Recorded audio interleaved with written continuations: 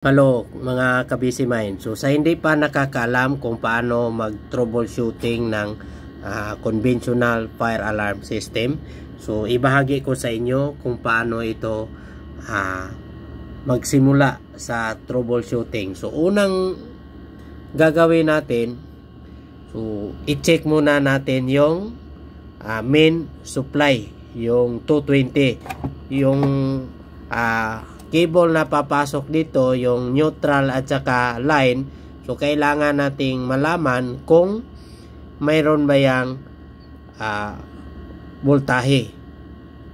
Kapag mayroong voltahe diyan, so titingnan na naman natin yung output niya na DC 24 volts ito. Yan. So may transformer diyan o electronic component diyan sa loob na nag-convert ng AC to DC. So binaba niya ang 220 sa 24 volts, tapos direct current na siya. So kung makikita natin, may cable yan, positive, negative, ground. Yang cable na yan ay papunta yan dito sa baba. Yung makikita natin yan ang power supply DC 24 volts in, yan, positive, negative.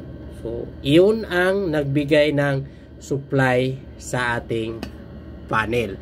So yan ang tandaan natin sa mga pag troubleshooting. So una, check natin yung main power supply. Pangalawa, check natin yung output power supply, kung mayroon ba siyang lumalabas na 24 volts. Tapos pangatlo, check natin yung cable papunta sa in sa ating board. So kapag mayroon siyang supply tapos hindi pa rin gumagana dito, so may fuse yan. So makikita natin yan, may protection yan sa loob. May fuse dito sa likod niyan.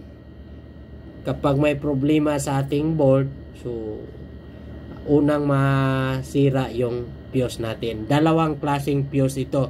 Meron ding fuse para sa battery. Kapag nagkabaliktad ng paglagay natin sa polarity ng battery, puputok yung fuse. So yan ang protection sa panel na yan. So yan ang tandaan natin sa troubleshooting ng fire alarm system.